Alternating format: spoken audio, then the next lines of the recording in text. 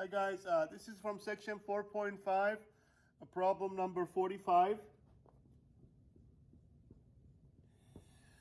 So the equation, these are the logarithmic equation, and our equation says log, common log. Notice there is no base written, as you remember from section 4.4, I believe. We told you that when there is no base, it really means base is 10. That's the one we call common log of 2 minus x equals to 0.5. Okay? What I would recommend actually here, even though you don't have to write the base in this case, because when the base is 10, it's understood that it's 10, you don't have to write it. But because there was a property in section 4.3, I believe, on the bottom of page 435 in your textbook, on bottom of page 435, it tells you the equivalency between logarithm. This is called the logarithmic equation. This is called exponential equation. So anytime you have this, you also have that, okay? This one always implies that. Logarithmic always implies exponential. Actually, it goes both ways, but right now we just need to apply it in this direction. I think in the book, they write the y on this side, the log on that side. Of course, two things are equal. Doesn't matter which one goes on left or right. But because our equation has a log on this side, I kind of went ahead and adjusted that, put the log on this side and then the y on that side.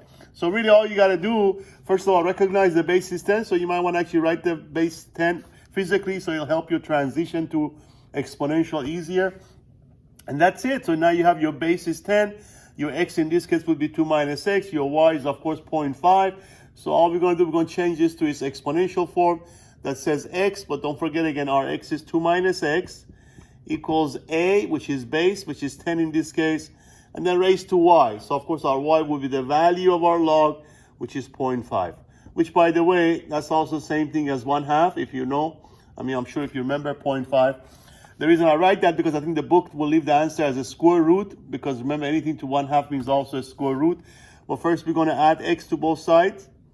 So actually, let me go ahead and move the 2 first. So we're going to have 2 minus x equals to, I'm going to go ahead and change that to a square root of 10. Anything to 1/2, as you know, means a square root.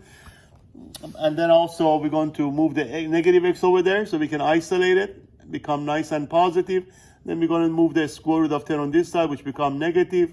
And they do want you to leave your answer in the exact form. So that will be your final answer for this equation, okay? Now, if you also approximate it, you can also use your calculator to approximate that. But I think for these logarithmic equations, they want the exact form. So your solution would be 2 minus the square root of 10, okay? And let me also do 47. It's very similar, maybe even quicker than this one. And then if you have more questions, let me know, please. So this is section 4.5, number 47. And our logarithmic equation says log base 6 of 2x plus 4 equals 2. So this is exactly the same idea. Once again, you have your logarithmic equation. We're going to convert it to its exponential. So remember, x is what you're taking the log of. In this case, that will be 2x plus 4 equals to a, your base, which is 6 in this case, and then raised to the y, which in this case is 2. Now remember, 6 squared, of course, is 36. So we're going to isolate this. We're going to subtract 4 from both sides. So that implies 2x equals to 36 minus 4, which is what, 32. And then we're going to divide by 2 to remove the x. And in this case, x equals to 32 over 2, which I believe is 16. And that's it. That will be your final answer here. Again, taking advantage of what we gave you in section 4.3, that is the equivalency between logarithmic form, exponential form. They always go back and together, they imply each other. But for these types of equation, we just need to apply it from in this direction, which is logarithmic implying exponential. Okay, I hope that helps. I'll go ahead and post these on your Blackboard very shortly. Thank you.